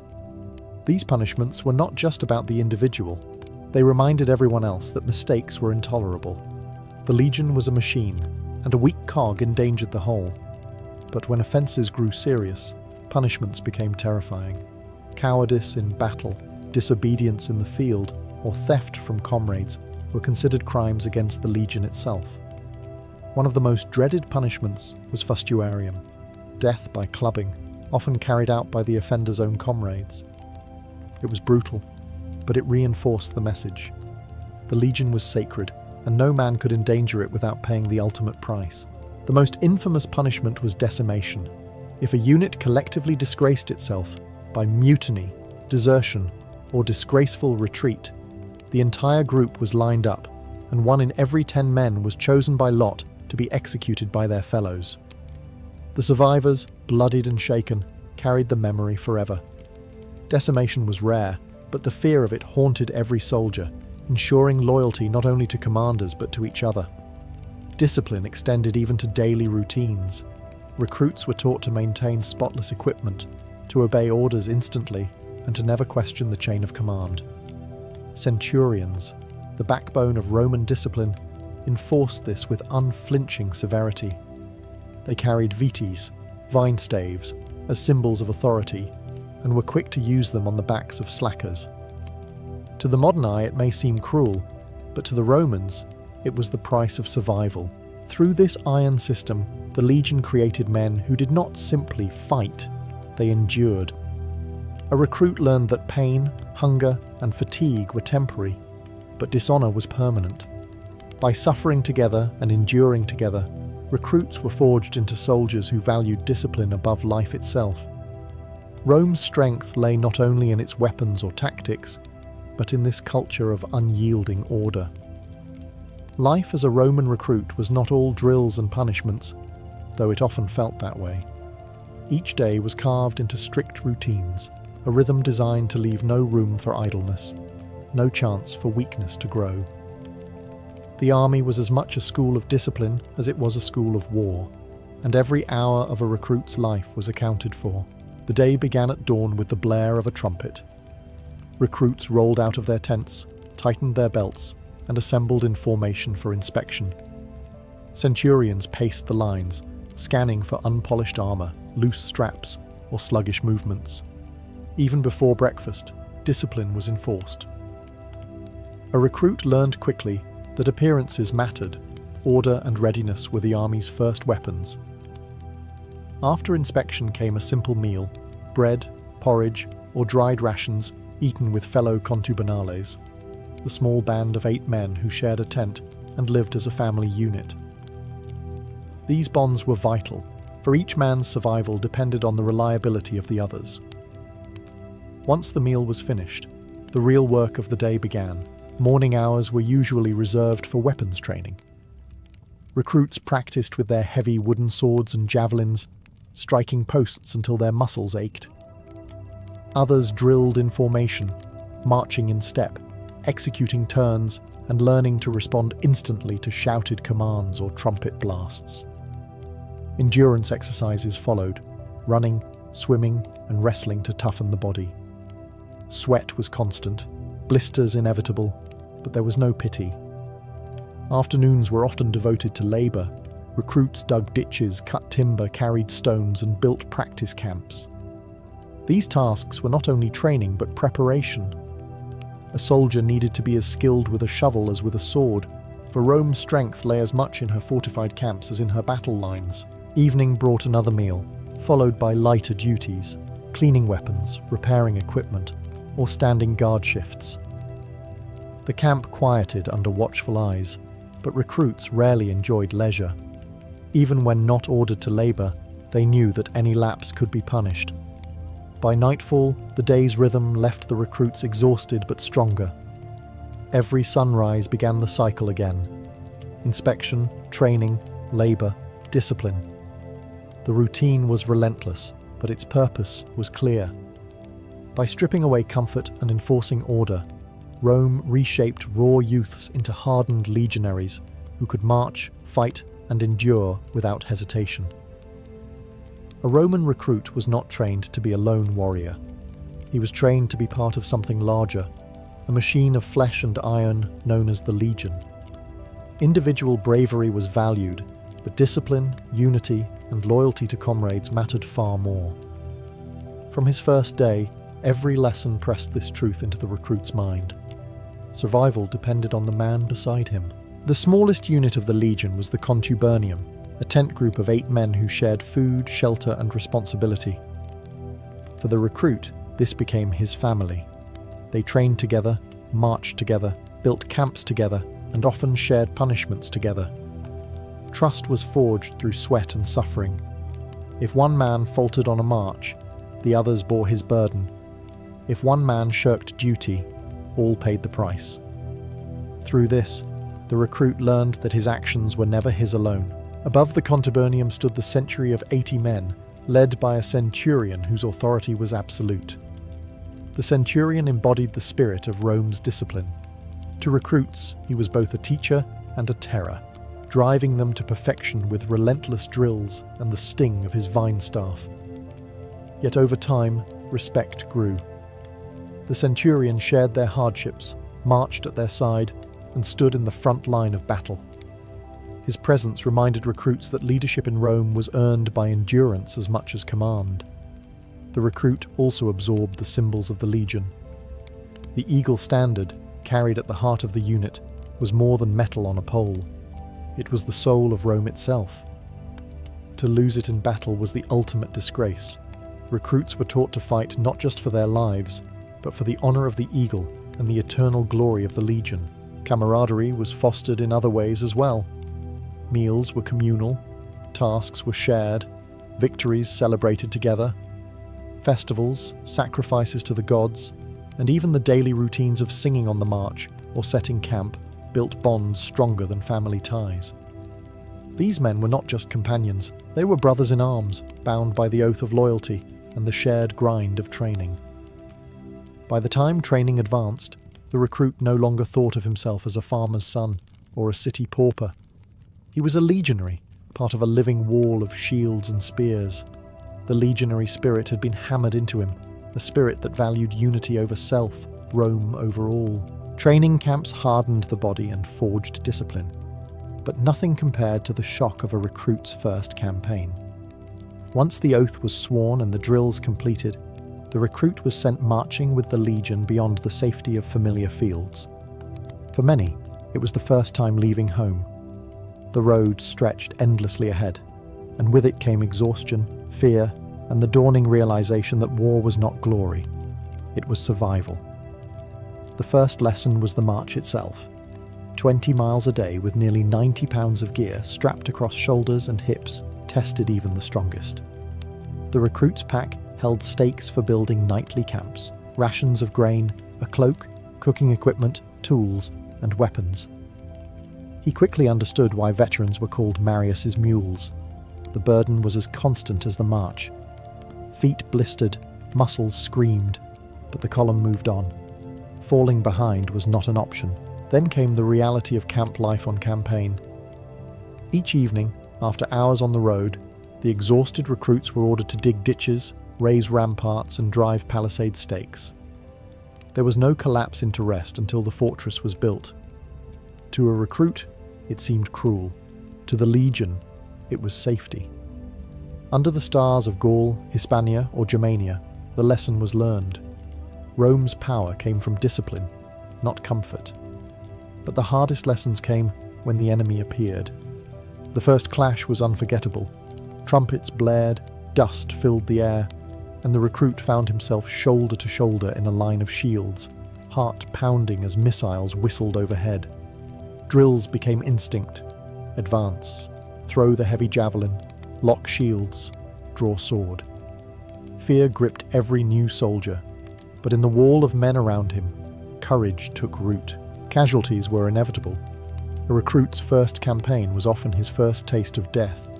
Comrades cut down beside him, screams echoing across the field. In those moments, he learned Rome's hardest truth. The Legion did not stop for grief. The formation closed ranks, and the march continued. Loss was endured, not indulged. By the end of his first campaign, the recruit was no longer untested. The marches, the camps, and the battles had burned away the softness of civilian life. He had felt fear, hunger, and exhaustion, and survived. Those who endured the first campaign were no longer recruits. They were legionaries, hardened by trial and bound to Rome by blood and sweat. By the time a recruit survived his first marches and battles, he was no longer wide-eyed, but he was still green.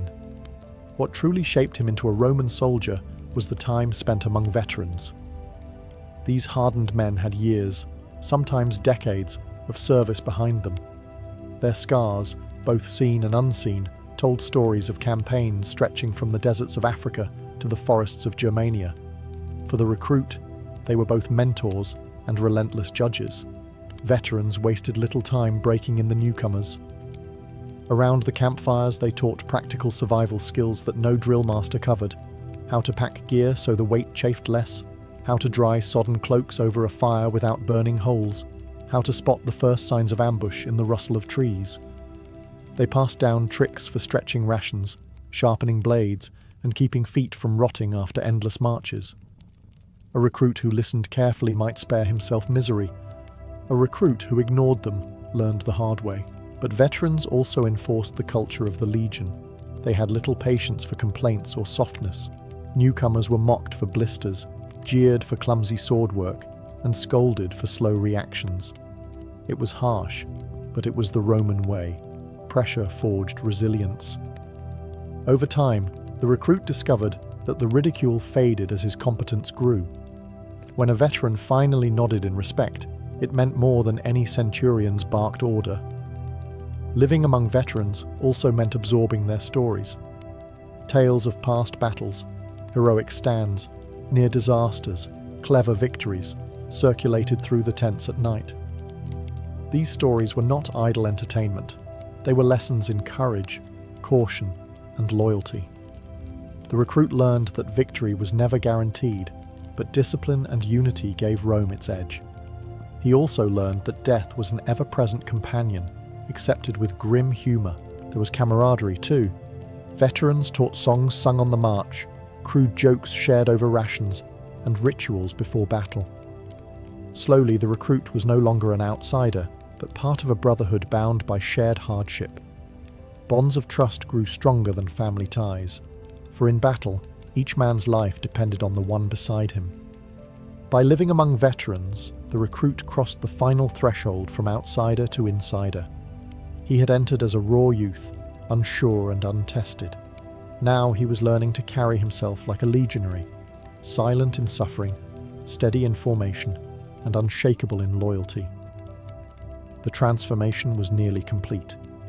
At last, after months of grueling drills, bruising punishments, and the harsh schooling of campaign life, the recruit was no longer a recruit. He had been tested by hunger, fatigue, fear, and loss, and endured. What emerged was something Rome valued above all else: the disciplined legionary, a soldier forged in the fires of hardship. The transformation was both physical and mental. His once slender frame, softened by farm labour or city idleness, had become hardened muscle. Blisters on his feet had turned into calluses tough as leather. His arms no longer trembled under the weight of shield and sword. By now he could march 20 miles with full kit and still have the strength to dig a ditch or build a palisade at the end of the day. The endless repetition of drills had made every movement automatic. Throwing the pilum, raising the shield, thrusting the gladius, all without thought, as natural as breathing. Mentally, he had been reshaped by discipline. The fear that once gnawed at him before battle had been dulled, replaced by the calm knowledge that he was not alone. He stood as part of a wall of men, each shield locking with the next, each sword moving in rhythm. The recruit's old individuality had been stripped away, but in its place came something greater: the collective identity of the legion. He was no longer simply Marcus the farmer's son or Lucius the street urchin. He was a Roman soldier. Recognition of this new status often came in small ways. A centurion might finally address him without disdain. Veterans who once mocked his blunders now trusted him to hold the line. He received his full set of arms and armour: helmet, mail or segmented cuirass, shield emblazoned with the legion's mark. Clad in steel and carrying the eagle's honor on his shoulders, he looked every inch the image of Rome's might. The making of a legionary was never gentle. It was a process of breaking and rebuilding, of stripping away weakness until only iron remained.